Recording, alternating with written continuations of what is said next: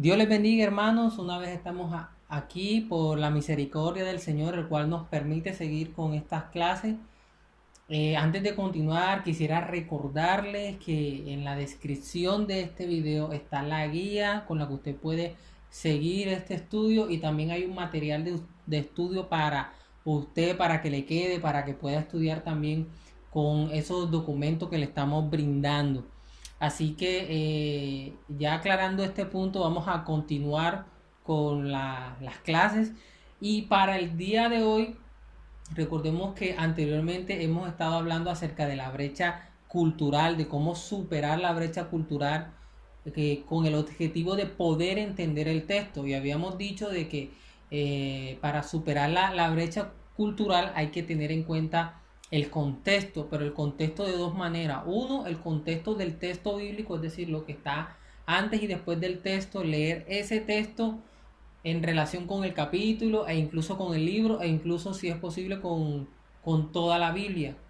Y lo segundo, también tener en cuenta el contexto cultural, haciendo relación a la parte social, a cómo vivían en esa época, a cómo era el comportamiento en esa época. Lo segundo que hoy vamos a hablar es acerca de cómo superar la brecha gramatical. A esto nos hacemos referencia a cómo entender el texto, el lenguaje que el texto bíblico maneja. Habíamos dicho a manera de introducción en las primeras clases de que el lenguaje o las palabras que en el texto bíblico se muestra en ocasiones no son las mismas en diferentes textos. Es decir, en un texto en la Biblia pueden haber 5 veces la palabra fe, pero no en las cinco partes que aparece la palabra fe signifique lo mismo. Puede tener diferentes significados. Entonces vamos a estudiar el texto o a tener en cuenta ese punto de la Biblia para poder entender el texto correctamente. En otras ocasiones el significado de una palabra en el griego es muy diferente al significado de esa misma palabra, pero en el español. Entonces hay que tener en cuenta claro eso, tener muy claro eso a la hora de poder enseñar, a la hora de poder estudiar el texto y de poder entender qué es lo que el texto nos quiere decir, qué es la finalidad y el propósito de todas estas clases. Entonces, quiero leer esta parte de aquí. Miren lo que dice. Entre más conozcamos la gramática de la escritura y el entorno histórico en el que las oraciones fueron comunicadas por primera vez, podemos, mejor podremos entender las verdades que Dios quiere comunicarnos. Entonces, para que lo tengamos en cuenta. Ahora, miren lo que dice aquí. Un posible paralelo cultural moderno, algunos han sugerido que es el anillo de matrimonio de la esposa, y al cambiar su apellido, el de su esposo, que muestra que ella está casada y por lo tanto está bajo la autoridad de su esposo. Es decir, aquí hay un ejemplo bastante importante. Cómo gramaticalmente una cosa puede tener un significado diferente en diferentes tiempos, pero hacer relación a lo mismo. Usted recuerda que anteriormente cómo la mujer mostraba que estaba bajo autoridad del hombre. Si usted lo recuerda, era mediante el velo. No sé si recuerda el ejemplo que habíamos colocado en las clases anteriores, que la mujer cuando tenía el velo estaba mostrando autoridad con el hombre. Pero en esta época ya la mujer no usa un velo para mostrar autoridad, para mostrar que está bajo sujeción del hombre. Pero sí se usa eh, otro sistema, por así decirlo. ¿Cuál es? Se usa el anillo. Entonces, ya nosotros en nuestra época, por medio de un anillo, sabemos cuando la mujer está casada con alguien o cuando el hombre está casado con alguien, y sabemos cuándo esta mujer está bajo autoridad o está bajo sujeción de alguien. Ya, esto lo notamos ¿por qué? Por medio del anillo. Entonces, vemos cómo el lenguaje va cambiando a la hora de que está pasando el tiempo. Entonces, así como cambió esta parte, han cambiado muchas cosas, han cambiado la definición de muchas palabras, o se usan otras, o tienen otro significado. Entonces, eso lo debemos de tener bastante claro. Entonces, eso es a manera de ejemplo lo que vamos a seguir hablando.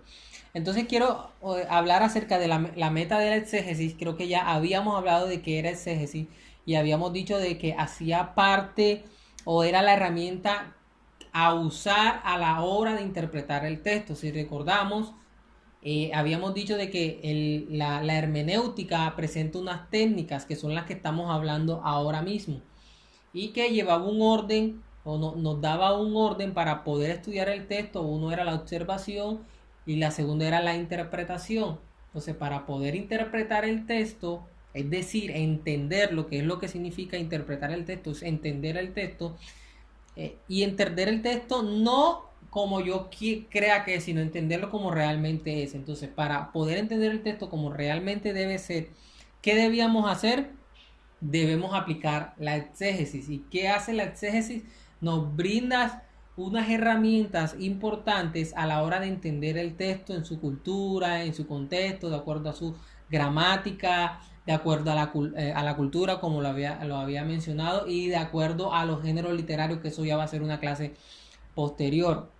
Entonces, vamos a leer acá, mire lo que dice. La meta de la exégesis bíblica es determinar lo que el texto de la escritura misma dice y significa, y no atribuir significados al texto, lo que hemos venido hablando. No es lo que yo creo, lo que yo pienso, sino mirar y qué es lo que el texto dice. ¿Qué es lo que el texto dice? Si desatendemos el significado de las palabras y cómo se utilizan, no tenemos ninguna forma de saber cuál es la interpretación correcta. Esto es algo muy importante, hermano. Porque si nosotros no sabemos cuál es el verdadero significado de las palabras, ¿qué va a pasar? Que cada uno o cada persona que lea ese texto le va a dar un significado a esa palabra. Entonces yo leo este texto y para mí estas palabras significan esto. Otra persona lee ese mismo texto y ¿qué pasa? Lee el texto y las palabras para esa persona significan otra cosa. Imagínense 5 personas más y que cada uno tenga un parecer diferente en cuanto a ese texto. ¿Qué va a pasar al final? Van a haber 5 versiones o 5 explicaciones en ese texto o 5 interpretaciones. La pregunta sería, ¿cuál es la verdadera? Entonces, si nosotros validamos esa forma de estudiar la Biblia, no va a haber manera de saber cuál de las 5 formas es verdaderamente la correcta. ¿Por qué? Porque cada uno le está dando su modo de pensar y su modo de parecer. Está siendo relativista, igual como lo que está haciendo el mundo ahora con el pecado. Entonces, no habría forma de saber cuál de las 5 formas es correcta. Pero si nosotros nos ponemos en la tarea de investigar y de estudiar y de aplicar la exégesis, que esa es la meta de la exégesis, perdón, vamos a saber cuál es el verdadero significado de la palabra y no según lo que yo crea, sino según lo que el mismo texto diga. Y de esa forma vamos a saber de las 5 posiciones en el ejemplo que acabo de poner, vamos a saber cuál es la correcta. ¿Por qué? Porque debe haber una que debe coincidir con lo que realmente las palabras en el momento que se escribió tenían la intención y el propósito de explicar cierta situación, hablando de cualquier texto. Entonces debemos de tener en cuenta eso. Para eso es la exégesis, hermano. Es para identificar, cuál es la interpretación correcta. ¿Y cómo? Por medio del estudio o el significado de las palabras. Entonces, para que lo tengamos bastante en cuenta. Ahora, mire este problema. Un orador o escritor puede ser malinterpretado si sus oyentes o lectores no saben exactamente qué quiso decir con alguna palabra o palabras. Y eso mismo puede pasar con el texto bíblico. Vamos a poner un ejemplo.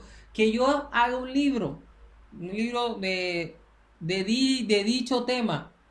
Tiene 200 páginas, imagínense, 200 páginas en palabras, no sabría cuántas palabras serían. Pero póngase a pensar que una persona lea ese libro mío y entonces empieza a sacar un párrafo de una página, un párrafo de otra, un párrafo de otra. Esa persona puede hacer con todos esos párrafos que esa persona extraiga del libro que yo haya hecho, puede hacer de que al unirlas de otro tipo de pensamiento que a la hora de yo escribir el libro no haya querido dar o no haya querido dar a entender. Le pongo otro ejemplo. Una persona que la estén entrevistando y que la entrevista tenga unas 2 o 3 horas, y eso sí pasa mucho, por ejemplo, con las prédicas, y que realmente la estén entrevistando por 2 o 3 horas, y luego venga un periodista o alguien y extraiga 2 o 3 minutos de una pequeña fracción de la entrevista de 3 horas, y esa persona puede hacer que con esos 2 o 3 minutos hacerle pensar a la audiencia de que ha dicho algo completamente diferente. ¿Por qué? Porque ha tomado esos 2 o 3 minutos de la entrevista de esas 3 horas, las ha sacado del contexto original en que se dijeron, y la ha puesto o la ha aislado con el fin de dar otra idea. Y eso sucede mucho en el fútbol, sucede mucho en la iglesia, en los predicadores, en las grabaciones de sus prédicas. Sucede mucho eso. Bueno, eso mismo se puede hacer con la Biblia. Muchas personas pueden coger toda la Biblia, coger el texto de la Biblia y poder sacar ciertas citas bíblicas y darle un significado diferente. ¿Por qué? Porque la sacan de su contexto original. Y para eso es la exégesis, para evitar cometer ese error. Porque nosotros debemos de estudiar cada cita bíblica dentro de su contexto en que se escribió, para no quitarle el significado original. Porque si le quitamos el significado original, le estamos quitando lo que realmente Dios quería hablar. Porque el significado original es lo que Dios quería hablar, es lo que Dios quería decir. Y si yo lo saco de ese contexto y le doy un significado propio, entonces es posible, hermano, que yo esté blasfemando y diciendo algo que realmente Dios nunca quiso decir. Y eso es grave, como nosotros, como la responsabilidad que tiene el maestro o el que enseña. Entonces es importante, por eso es importante este punto, por eso es importante entender y estudiar la Biblia entendiendo el contexto gramatical. ¿A qué me hago referencia con el contexto gramatical? Con el significado de las palabras. Ya hablamos de entender la Biblia teniendo en cuenta el contexto cultural, es decir, lo que está pasando en el entorno, lo que está pasando antes y después de ese pasaje. Ahora vamos a tener en cuenta el estudio de la palabra por medio de ¿qué? Por medio del significado gramatical, por medio del significado de las palabras, de estudiar las palabras. Que recuerden, no debemos basarnos en el significado que tienen esas palabras hoy, sino que debemos basarnos en el significado que tienen las palabras en ese tiempo. Entonces, sí hay algunas palabras que tienen el mismo significado ayer y hoy, o hace 1000 años y hoy, pero muchas de esas palabras no tienen el mismo significado, y debemos entender el significado de esas palabras es con relación en el momento en que se escribió, para entender el significado original. Y luego que entendamos el significado original, entonces ahora sí lo vamos a poder comprender y entender y aplicar a nuestra época. Nuestra tarea en el estudio de la Biblia es descubrir lo más precisamente posible. Mira lo que dice ahí, lo más precisamente posible. Sabemos que no somos humanos y que nos equivocamos y que posiblemente podemos cometer algunos errores a la hora de interpretar ciertos pasajes, pero debemos esforzarnos por hacerlo lo mejor posible, pedirle la ayuda al Espíritu Santo que nos ilumine y que nos muestre el verdadero significado de lo que quiere hablar en el texto que yo esté estudiando. Este problema se intensifica para muchos lectores porque la Biblia fue escrita en otros idiomas. Entonces, ¿cómo podemos saber exactamente lo que dicen las escrituras a menos de que sepamos hebreo, arameo y griego? Y tiene mucha razón lo que acaba de decir. Realmente esto es algo complejo de hacer. Sí, es cierto, es complejo de hacer, pero no quiere decir que debamos omitirlo. Hay que hacerlo y que debemos buscar la forma, pedir ayuda a maestros, a personas que ya estén estudiando, que ya conozcan de todo esto. Pero lo importante aquí es entender y comprender lo grave y lo importante y lo urgente que se vuelve el tener en cuenta el significado de las palabras en esa época. Entonces, sí hay una complejidad, y es porque fue escrita en otro idioma, y al ser escrita en otro idioma, cuando se traduce, ¿qué sucede o qué puede suceder? Posiblemente que el significado de algunas palabras se cambie. Entonces, sí pueden haber algunos problemas, pero realmente este no es el asunto como tal de lo que quiero centrarme hoy. El punto es entender el significado de las palabras con relación al lenguaje del texto. O sea, no quiero enfocarme más que todo en la traducción, si a la hora de que se tradujo el texto de hebreo a español o de griego a español hubieron errores, porque posiblemente sí los hubo, pero no fueron errores. Se ha demostrado de que no fueron errores doctrinales, es decir, no fueron errores que estén afectando nuestra doctrina, no fueron errores que estén afectando lo doctrinal, simplemente errores de algunas palabras, si es verdad a la hora de traducir, por lo complejo que muestra. Pero el punto no es ese, el punto es entender el significado de las palabras, el significado de las palabras que tenían en esa época para poder entender lo que realmente Dios quería hablar y luego traerlo a nosotros. Entonces, a veces con el tiempo una palabra toma un significado totalmente diferente a el de su significado original. Por ejemplo, la palabra entusiasmo en su etimología significa ser poseído por un Dios. Interesante esto. Mire, presentamos el ejemplo de una palabra que anteriormente significaba una cosa y ahora significa otra. Entusiasmo para nosotros ahora, ¿qué significa? Pues estar alegre, estar contento, pero anteriormente, ¿cuál era el significado? Estar poseído por un Dios. O sea, era algo, por así decirlo, muy, pero muy diferente.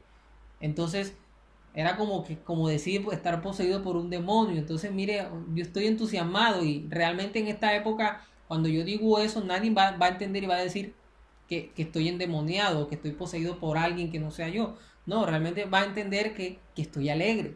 Entonces, mire cómo el significado de las palabras cambia y eso es lo que ha pasado en el texto bíblico. Muchas de esas palabras han cambiado su significado y para poder entender el texto realmente lo que dice, lo que nos quiere enseñar, debemos entenderlo en el significado original que Dios inspiró a los autores para que lo escribieran y luego así podemos entenderlo a nuestras vidas. Una palabra bíblica no debe ser explicada sobre la base de la etimología de la lengua española, lo que habíamos dicho. Eso es atribuir a la escritura lo que no está allí. Es decir, yo no puedo atribuir, por ejemplo, que la Biblia hable de entusiasmo y yo atribuirle a esa palabra entusiasmo, atribuirle que estaba haciendo referencia a alguien alegre. No, ¿por qué? Porque estoy atribuyéndole un significado, pero es un significado del tiempo de hoy. Debo atribuirle el significado de ese tiempo, que en ese tiempo ¿cuál era? Estar poseído por un Dios. Entonces, ese era el significado de ese tiempo y si ese era el verdadero significado, entonces eso fue lo que Dios quiso transmitir. Entonces, es así como yo debo entenderlo y no ponerle un significado el significado que tiene esa palabra ahora, porque entonces voy a tergiversar el significado y voy a tener una incorrecta interpretación. La palabra griega, y este es un ejemplo que se ve mucho, y aquí entramos ya a poner ejemplos de los textos bíblicos. Mire, la palabra griega dinamis, poder, significa dinamita, es decir, hoy esta palabra significa dinamita, la palabra dinamis, la palabra poder, que en griego es dinamis, significa dinamita. Decir que Pablo tenía en mente la dinamita cuando escribió Romanos 1:16, como dice, porque no me avergüenzo del evangelio porque es poder de Dios, hay poder como lo estamos leyendo, es dinamis, para salvación de todo el que cree, es ser culpable de usar la etimología inversa. ¿Por qué inversa? Porque le estoy dando el significado de dinamis que hoy se tiene y debo dar el significado de dinamis que se tenía en esa época. Entonces, mire, anteriormente, en la época de hoy, la palabra dinamis en griego, ¿qué significa? Significa explosión. Significa eso, significa explosión, significa dinamita, algo que explota, que hace daño, que destruye, que rompe, que quebranta. Pero en el tiempo en que se escribió esa palabra dinamis, no significaba que rompiera o que destruyera o que partiera. En el tiempo que se escribió esa palabra, la palabra dinamis significaba que algo activo, algo vivo o una fuerza espiritual. Entonces mire que ese significado ahí de poder no está haciendo la referencia a una explosión. Es decir, Pablo no estaba diciendo, no me avergüenzo del evangelio porque es poder de Dios, o porque es explosión, o porque es dinamita de Dios. Eso no era lo que estaba diciendo el texto, porque en ese tiempo el significado de la palabra dinamis que ellos tenían, o que ellos tenían concebido, no era ese. El concepto o el significado de la palabra dinamis era algo activo, algo dinámico, algo, una fuerza espiritual, algo que se está moviendo, que está obrando. Entonces mire que incluso en ese contexto, en ese significado, tiene un poco de más razón. Porque si la palabra dinamita es algo que explota, es algo que destruye, y si yo quiero decir que no me avergüenzo del evangelio porque es poder de Dios, es decir, porque destruye, porque quebranta, porque rompe, es decir, no tiene mucha relación o mucho significado. Pero cuando yo lo entiendo en el significado original de la palabra dinamis en esa época, que es algo activo, es algo dinámico o es una fuerza espiritual, vemos que tiene es un poco como que más razonable. Entonces mire ahí que por una sola palabra que yo le agregue un significado de la lengua española de ahora, ¿cómo puede cambiar el significado del texto o el significado original del texto? Entonces debemos de tener eso muy en cuenta, porque esto es algo que pasa muy a menudo. Ahí la palabra poder era dinamis, pero dinamis en esa época significaba que algo activo, algo dinámico. Dinamis ahora significa explosión, pero no le puedo poner ese significado ahí, porque en ese tiempo que se escribió, ellos no tenían concebido ese significado, sino que tenían el de dinámico, activo, vivo o fuerza espiritual.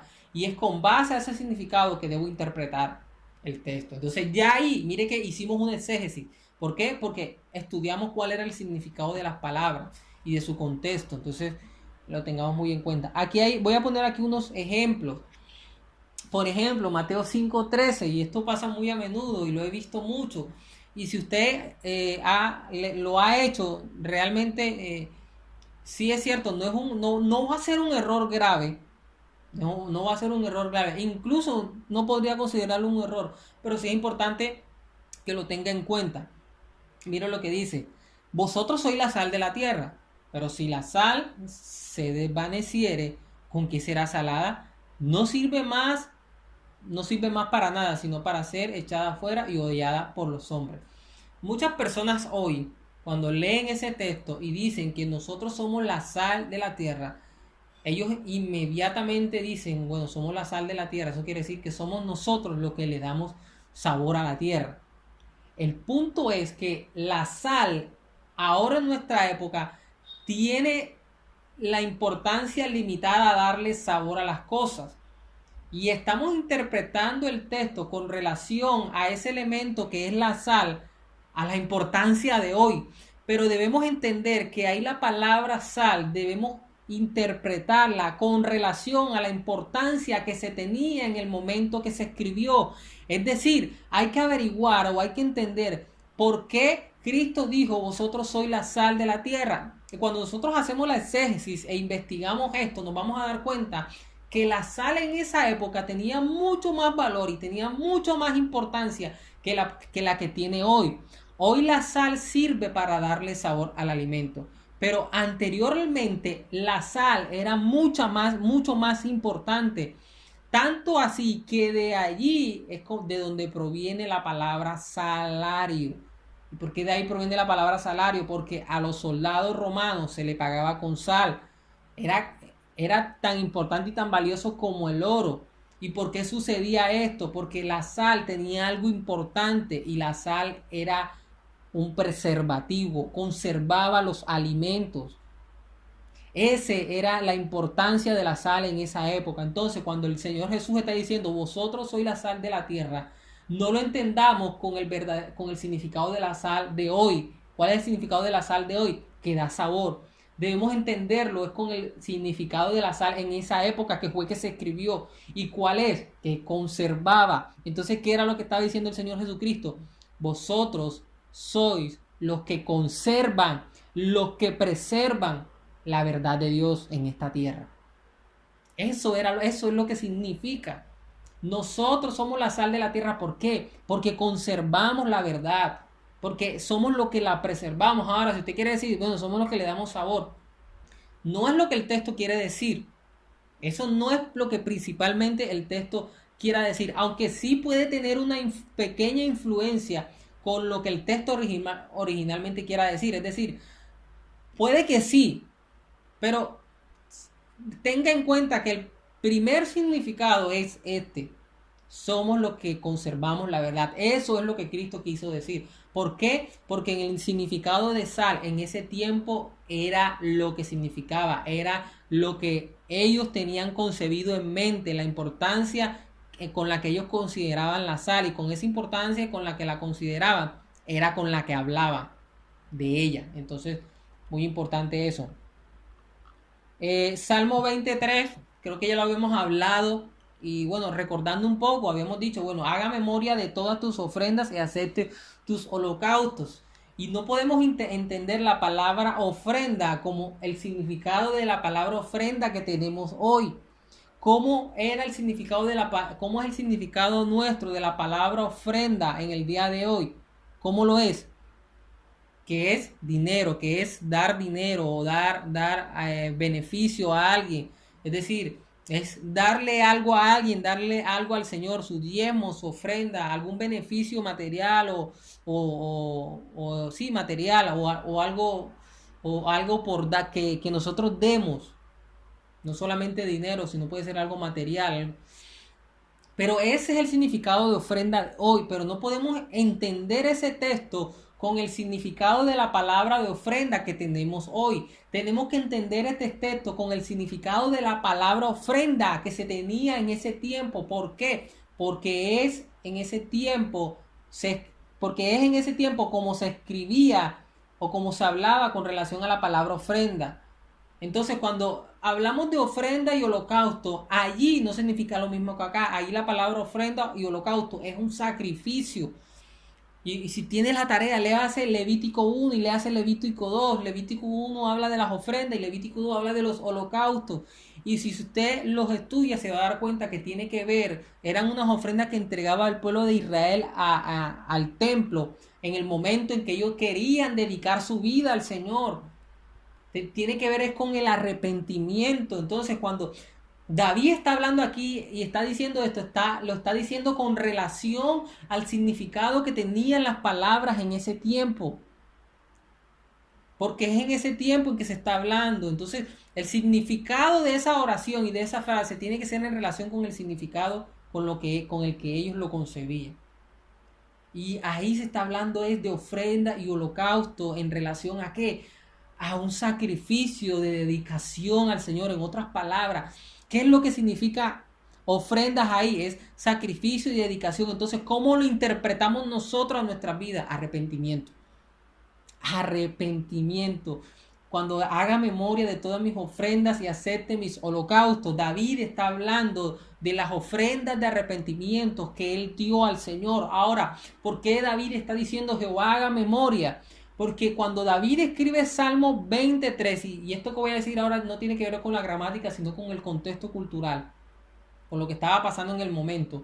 Cuando David escribe Salmo 20, David está en medio de una guerra. Y si usted se lee 2 de Samuel, creo que capítulo 10, usted va a leer que David está en una guerra frente a los amonitas, y quieren destruirlo a él. Y es en ese momento en que él le dice al Señor, Jehová haga memoria de mis ofrendas. ¿Por qué? Porque cuando un rey, en este caso también Saúl lo hizo, cuando un rey ganaba una batalla, ¿qué reflejaba eso? Reflejaba que Dios estaba con ellos. Pero cuando un rey perdía la guerra, ¿qué significaba eso? De que algo había pasado, de que algo habían hecho mal. Recuerde el pecado de Acán. Y primeramente recuerde que en el Antiguo Testamento ellos estaban bajo la ley de la obediencia, la obediencia y las consecuencias de la obediencia y las consecuencias de la desobediencia. Recuerden que en el pacto que Dios hizo con el pueblo de Israel, Dios le dijo, si ustedes me obedecen, les va a ir bien. Si no me obedecen, les va a ir mal. Entonces, cuando ganaban la batalla, ¿qué significaba? de que estaban obedeciendo al Señor y les fue bien por eso. Pero cuando perdían la batalla era porque estaban desobedeciendo al Señor y por eso les fue mal. No sé si usted recuerda en Primera de Samuel que se habla también de que Saúl hizo un holocausto y una ofrenda al Señor y él cometió el grave error que lo hizo él y lo tenía que hacer Samuel. Y Samuel se enojó con él porque le dijo, tenías que esperarme porque era yo quien tenía que hacer esa ofrenda. Entonces, ¿y cuándo hizo Saúl esa ofrenda? Cuando estaba en medio de una batalla con los filisteos. Entonces mire que lo mismo que hizo Saúl fue lo mismo que hizo David, pero en el caso de David, David lo hizo de forma correcta. Entonces, ¿por qué David dice, Jehová haga memoria de todas tus ofrendas y acepte los holocaustos? Porque David estaba en medio de una guerra y David lo que está diciendo es, Jehová me dé la victoria porque ya yo me arrepentí, porque ya yo me dediqué a él, porque ya yo estoy haciendo las cosas bien. En otras palabras, David está diciendo, Jehová haga memoria de todas las cosas buenas, de lo bien que he sido, de lo obediente que he sido a él. ¿Y por qué está pidiendo que haga memoria? Porque quiere ganar la batalla. Y si usted lee ese capítulo completo, usted se va a dar cuenta que al final él dice, Jehová salva. Entonces mire que tiene que ver es con eso, tiene que ver es con el arrepentimiento, con la salvación.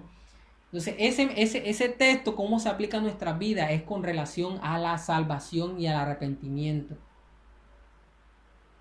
Entonces, para que lo tengamos bastante en cuenta. Entonces, miren lo importante que es estudiar el texto con la definición de las palabras en el idioma o en el momento en que se escribió. Perfecto, vamos a continuar entonces.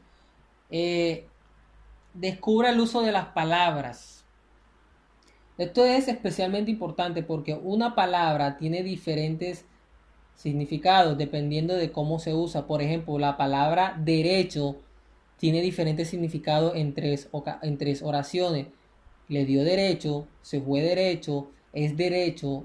El verbo correr puede referirse a muchas cosas diferentes. Decimos que nuestros pies corren, los pensamientos corren, el río corre, la sangre corre, el tiempo corre, la tinta se corre y las noticias corren. Es decir, ahora vamos a otro punto. ¿Cuál es?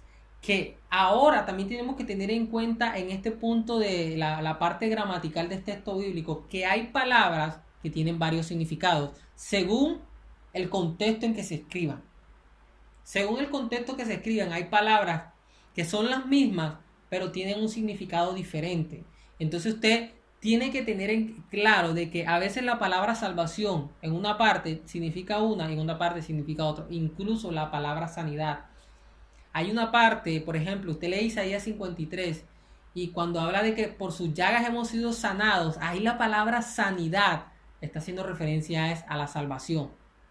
Y cuando habla de enfermo está haciendo referencia a nuestro pecado.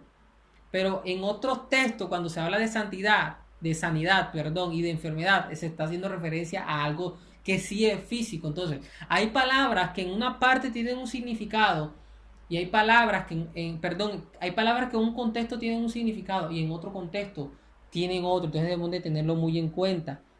Por ejemplo, la palabra espíritu se deriva de neo, que quiere decir respirar. Es decir, la palabra neuma significa respirar. Pero en la Biblia la palabra neuma solo de vez en cuando significa respirar. Entonces también significa que viento, actitud, emociones, naturaleza espiritual. Por ejemplo, cuando dice que José tenía un espíritu diferente, ahí no se está hablando del Espíritu Santo como tal. Ahí la palabra espíritu significa tenía una actitud diferente. Entonces tenía que ver era con la emoción. Pero cuando la Biblia dice que Dios sopló aliento de vida, ahí también es la misma palabra neuma, pero ahí no significaba emoción. Ahí que significaba el Espíritu Santo, la naturaleza espiritual. Entonces mire cómo una sola palabra, según el contexto, puede tener diferentes significados. Otra palabra, la palabra carne revela que también tiene una variedad de significado. Entre esas, humanidad, cuerpo humano, músculos del cuerpo, naturaleza o disposición pecaminosa del hombre. Bueno, solo esas. Es decir, mire cómo la palabra carne también tiene varios significados según el contexto. Y ahí están marcadas las citas. Entonces, eso lo debemos de tener en cuenta. Ahora, usted se va a preguntar, bueno, ¿cómo voy a saber yo cuál es el significado de la palabra? Lo primero que usted tiene que hacer es que considerar el contexto. Entonces, mire cómo se mezcla la parte gramatical con la parte cultural o la parte contextual de lo que está pasando en el relato bíblico. Entonces, ¿qué es lo primero que debemos saber para considerar el significado de la palabra? Es considerar el contexto. Entonces, mire, primero las palabras, las frases y las cláusulas pueden tener significados múltiples. Segundo, los pensamientos normalmente son expresados por una serie de palabras u oraciones, es decir, asociadas y no aisladas. Es decir, si hay una palabra que usted no entiende cuál es su significado, si usted lee el contexto, es decir, lo que está arriba y lo que está abajo, normalmente o posiblemente puede entender el significado de ese pasaje o de esa palabra. ¿Por qué? Porque normalmente esos textos no se escriben aislados, sino que están inmersos al resto de toda la narración bíblica que está en ese capítulo o en ese libro. Tercero, las interpretaciones falsas, y mire, esto es muy importante, a menudo son el resultado de ignorar el contexto. Recuerda lo de las falsas doctrinas. ¿Por qué hay falsas herejías? Porque a menudo se interpreta una cita bíblica sin tener en cuenta todo lo que está en el contexto. Entonces, pero también pueden haber errores bíblicos. Y más adelante, Dios mediante, vamos a hablar acerca de cuál es la diferencia entre herejías y errores. Aunque bueno, en grosso modo realmente la diferencia es que pues obviamente las herejías afectan las verdades o doctrinas primarias y pueden hacer que una persona no sea salva y se pierda por creer una herejía, por creer algo que está afectando directamente con las verdades principales, que tiene que ver con la salvación, la fe en Cristo Jesús y todo lo demás. Pero los errores doctrinales de pronto no son errores que van a afectar directamente con nuestra salvación, pero sí pueden afectar con ciertas áreas de nuestra práctica cristiana aquí en la tierra. Entonces, son cosas que hay que tener en cuenta. De pronto no tienen el mismo grado de afectación, pero un creyente siempre debe luchar y mejorar por hacer las cosas de la mejor forma y por obedecer al texto de la forma correcta y no dependiendo de lo que yo crea o piense. Entonces, importante eso. Por ejemplo, un ejemplo de un texto mal interpretado. Salmo 2.8 que dice, pídeme y te daré las naciones como herencia tuya y como posesión tuya los confines de la tierra. Y hay mucha gente que dice, hermano, pídale al Señor, que mire que aquí dice que el Señor le va a dar las naciones. Pídale las naciones que el Señor se las va a dar, que lo va a hacer su herencia y le va a dar una posesión. Y muchos lastimosamente se emocionan tomando ese pasaje bíblico, ese solo versículo bíblico. Pero usted se va a sorprender porque cuando usted lee el capítulo 2, o sea, no 2.8, sino todo el capítulo 2, usted se va a dar cuenta que ahí está hablando, es el Padre diciéndole al Hijo. En otras palabras, está hablando Dios Padre diciéndole a Dios Hijo, pídeme y te daré las naciones como herencia. Entonces, ¿a quién le está escribiendo ahí? Le está escribiendo Dios, pero ¿a quién? No al pueblo, no a nosotros, le está diciendo es al Hijo, no a nosotros. Entonces mire que por no considerar el contexto, llegamos a cometer errores y a decir cosas que realmente no son y que el texto originalmente no estaba dando a entender.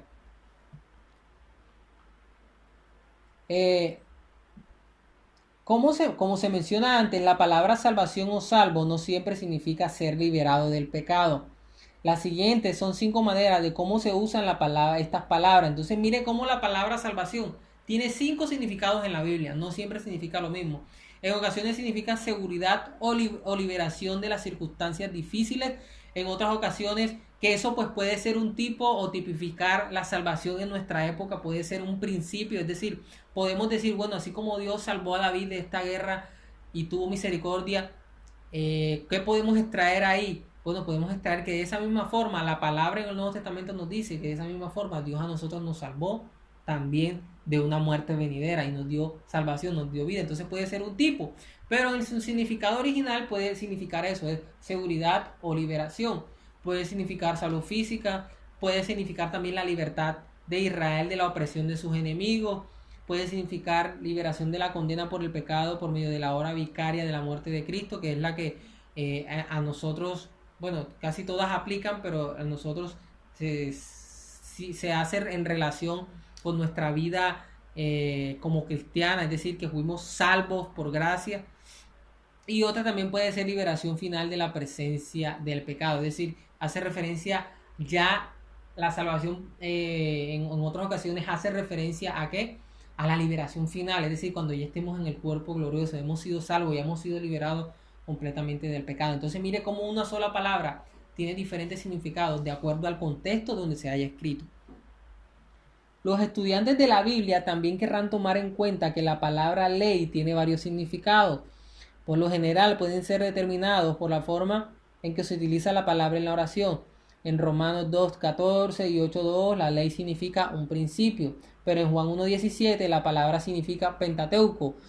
Pero en los primeros 5 libros de la Biblia, pero en Mateo la palabra probablemente significa todo el Antiguo Testamento. Entonces mire cuántos significados hay excepto los profetas. Y la misma palabra en Romanos 2:12 y 8:3 significa el sistema mosaico. Cómo una palabra tiene un significado diferente de acuerdo al el contexto. Otro punto a tener en cuenta: el contexto del párrafo o capítulo a veces es útil para aclarar una palabra, frase u oración que, una palabra, frase u oración que no quede claro en la oración en la que se utiliza. Es decir, hay palabras que no las entendemos, pero cuando las estudiamos en el contexto podemos tener claro qué es lo que significa. Le doy otro consejo, hermano. Estamos en una época donde tenemos facilidad a diferentes versiones bíblicas. Y una forma fácil de poder entender el significado de las palabras es también leer varias versiones bíblicas. Voy a ponerle aquí un ejemplo fácil. Miren, Juan 3, aquí me muestra esta página, aquí me muestra Juan 3 y me dice que está en el capítulo de Juan 3 y me dice que está en la versión Reina Valera, pero si yo le pico aquí en la palomita, yo mire todas las versiones que yo tengo en español, obviamente. Mire, está la Biblia de las Américas, que la recomiendo, la versión Dios habla hoy, otra que pueda recomendar también la NTV, Nueva Traducción Viviente, la nueva versión internacional. Hay una versión, esta versión que es lenguaje actual. Esta versión se la recomiendo, pero siempre trate de leerla al final, o sea, que sea la última traducción que lea. ¿Por qué? Porque esta versión es muy, pero muy literal. O sea, creo que en el 80-90% de los pasajes bíblicos uno los llega a entender. Esta versión sirve mucho para leer las historias en los Antiguos Testamentos, las historias en Reyes y en todo, Números, Deuteronomio. Sirve mucho para eso más que todo. Bueno, en general sirve para todos, pero ayuda mucho en esa área. Pero siempre trate de leerla al final porque es tan clara que a veces al leerla podemos quedarnos con con la explicación que dé esa traducción y de pronto nos cohiba a nosotros de investigar por nuestras propias fuentes cuál es el significado de las palabras. Entonces, le recomiendo que siempre trate de leerla de última. La versión, la Nueva de las Américas, la NTV, todas las que acabé de mencionar anteriormente, sí se las recomiendo que las estudie. O sea, trate siempre de leer, cuando vayas a estudiar un pasaje, trate siempre de, si no tiene un comentario bíblico, que vuelvo y aclaro, en los comentarios de este video, aquí abajo, ahí tenemos algunos documentos que le puede servir mucho, pero si no tiene ningún otro comentario bíblico, eh, leer la Biblia en diferentes traducciones le va a ayudar bastante a entender el significado de las palabras. Lo mejor o lo ideal sería comprar un diccionario bíblico, eso lo ayuda mucho. Si tiene la posibilidad, bueno, cuenta con los recursos y la accesibilidad a una librería cristiana, pues bien pueda, es lo mejor. Pero si no, le recomiendo que estudie con las diferentes versiones bíblicas que podemos encontrar en internet. Entonces continuamos. Ejemplo, Juan 2:19, Jesús habló de destruir este templo. Y en el versículo 21, Juan explica que el templo del cual hablaba Jesús era su cuerpo. Es decir, si usted lee eso del versículo 19, usted lee, bueno, Jesús habló de destruir ese templo. Pero ¿a qué templo se estaba refiriendo? Es decir, es posible que no haya entendido a qué templo se refería Jesús. Pero usted lee el resto de los textos y se va a dar cuenta que en el versículo 21 dice que el templo al cual hablaba era su cuerpo, es decir, se refería a él mismo. Otro ejemplo, en Juan 7:37, Jesús hablaba del creyente, dijo que de lo más profundo de su ser brotaron ríos de agua viva. En el versículo siguiente Juan explica que Jesús estaba hablando de ¿quién? Del Espíritu Santo. Es decir, que esos ríos de agua viva no era algo literal, que había un río de agua por dentro, no. Estaba usando un género literario que se llama como metáfora, que más adelante lo vamos a estudiar, que también se usan los géneros literarios. Entonces, usando ese género literario se estaba haciendo referencia a ¿qué? Al Espíritu Santo. Entonces, mire cómo leer el contexto de un texto que usted posiblemente no entienda le va a ayudar a clarificar ese texto. Trate, mire, siempre hay una norma hermenéutica que dice lo siguiente: los pasajes oscuros se entienden a la luz de los pasajes claros. Es decir, hay algunos pasajes que son difíciles de entender, que incluso usted leyendo otra versión de la Biblia no los va a entender. Pero normalmente esos pasajes se van a entender a la luz de los pasajes más claros, o sea, de los pasajes donde estén más clarificados ciertas verdades bíblicas. Sé que de pronto es una herramienta, por así decirlo, que de pronto no lo va a tener muy claro ahora que se lo estoy diciendo, pero cuando usted esté practicando y esté aplicando la hermenéutica por medio de, como es un arte, por medio de esa práctica, usted va a ir perfeccionando el estudio bíblico y va a ir entendiendo con mayor claridad lo que le acabé de decir. Hay unos textos que son más fáciles de entender y a la luz de esos textos se pueden entender los textos que son más difíciles, los que son más complejos. Entonces, para que lo tenga en cuenta. Otro contexto que podemos considerar en la interpretación es el contexto del libro de la Biblia en el cual aparece la palabra, frase u oración. Por ejemplo, en Juan 3, 6 y 10 no puede significar que un cristiano nunca peca, en vista de que Juan escribió en esa misma epístola en 1:8, 10 y 2:1. Entonces, mire, esto tiene que ver con lo que acabé de decir, curiosamente, porque mire que Juan 3, 6, primera Juan capítulo 3, versículo del 6 al 10, que dice que un cristiano nunca peca. Y usted dice, bueno, ¿cómo así que un cristiano nunca peca? Si yo siendo cristiano, yo a veces miento, a veces me equivoco. Juan se equivocó ahí. Es decir, es un pasaje oscuro. Pero cuando usted lee textos que son más claros, por ejemplo, ahí da el ejemplo, en la misma epístola, dice que en el 1:8, en el 10 y el 2:1 sí hace referencia a que el cristiano sí peca. Entonces usted debe de entender Juan 3, capítulo del 6 al 10, a la luz de lo que dice el capítulo 1, versículo 8, versículo 10 y capítulo 2, versículo 1. Que para clarificarle ese texto, si tiene alguna duda, realmente lo que está queriendo decir Juan es, no es que nosotros no pequemos, sino que ahora nosotros estamos con Dios luchando con el pecado. Recuerde que anteriormente, cuando no éramos cristianos, estábamos con quién? Estábamos con el pecado, estábamos con el mundo. Y al estar con el pecado, estar con el mundo, estábamos luchando contra Dios, estábamos en contra de Dios porque estábamos desobedeciéndolo. Pero ahora que nos hemos arrepentido, que somos una nueva criatura, que ahora soy creyente, ahora estoy con Dios, pero ahora estoy luchando con el pecado. Entonces eso es lo que primera de Juan 3, 6, 1 al 10 es lo que está haciendo referencia. Que ahora que no estamos pecando en el sentido de que no estamos practicando el pecado, en ese sentido, sino que pecamos, pero ya no lo practicamos, no lo hacemos constantemente, sino que estamos luchando para no hacerlo. Es como una persona que cae en un charco y se revuelque ahí, a diferencia de otra persona que cae en el charco y se levante. Nosotros somos como esa segunda persona, caímos en el pecado, pero nos levantamos y seguimos adelante. Pero el que peca y practica el pecado es esa persona que cae en el charco y se sigue revolcando. Entonces, para que lo tengamos claro. Bueno, ya estamos terminando. Con esto terminamos. En vista de esta sesión sobre el significado de las palabras, debemos tener en cuenta los siguientes principios. Esto es un resumen de lo que ya hablamos. ¿Qué es lo que debemos de tener en cuenta con relación a todo lo que hemos dicho en este tema de superando la brecha gramatical? Primero, una palabra no significa siempre lo mismo. En la Biblia puede tener varios significados, ya eso lo habíamos explicado.